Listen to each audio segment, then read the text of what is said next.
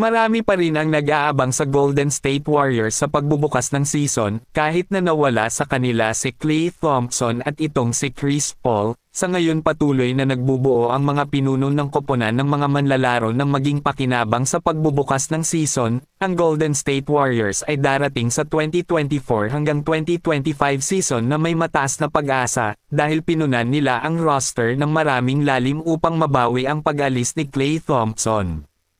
Nito lang nabigo sila na makuha sa trade sina Paul George at Lauri Markkanen. Ang pagpasok nila sa Western Conference ay nangangahulugan na hindi magiging madaling gawain para sa kanila na makabalik sa playoffs matapos masindak sa play-in tournament noong nakaraang season.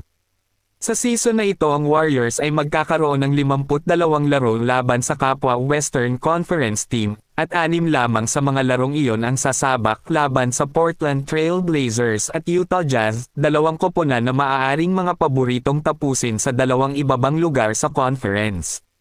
Ngunit sa kalagayan na ito tila mabigat ang pasanin ng the great shooter na si Stephen Curry. Kailangan niya muling maging pinakamahusay sa kanyang sarili at iangat ang koponan sa pamumuno niya tulad ng napatunayan niya noong nakaraan.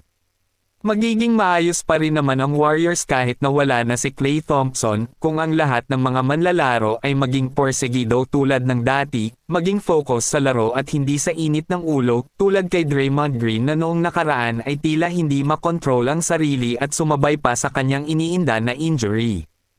Nahirapan siya na isaalang-alang ang kanyang sarili dahil sa pinsala. Dapat malusog si Draymond Green na maaaring manatili para sa Warriors sa susunod na season. Ngunit ang mga nawawalang laro dahil sa pagkasuspendi ay mahigpit na nasa kontrol na ni Green, at pagkatapos ng isang panahon ng kaguluhan, ang 34 anyos na forward ay natututong kontrolin ang kanyang init ng ulo. Sa kabila ng kanyang mga isyu sa galit, ay nanatili na isang matatag na manlalaro para sa Warriors, kung saan ang koponan ay naging 33 wins at 22 losses sa kanyang mga laro na kanyang nilaro, na umabot pa nga sa 7th seed at 2 pagkakataong nakapasok sa playoffs. Kaya ang pagkontrol ni Draymond Green sa kanyang galit ay epektibo na makakatulong para sa Golden State Warriors. Naging isang tunay na core nga si Donovan Mitchell para sa Cleveland Cavaliers, pinatunayan niya sa lahat na isa siyang mahusay na manlalaro. Ang kanyang pagsabog at kakayahang magtapos sa rim ay natatabunan kung gaano siya kagaling sa isang shooter at 3-level scorer. Ang kanyang jump shooter ay talaga namang kapansin-pansin. Samantala siya ay nasa ilalim lamang ng mas iginagalang na mga taga-baril na sina Paul George at Damian Lillard.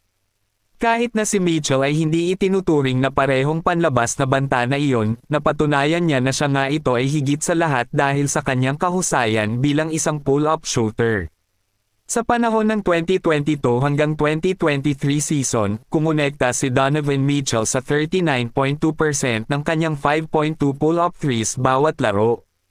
Iyon ay mabuti para sa ikatlong pinakamahusay na marka sa liga sa mga manlalaro na kumuha ng higit sa 4 sa isang laro na nakasunod lamang kina Steph Curry at Tyrese Haliburton.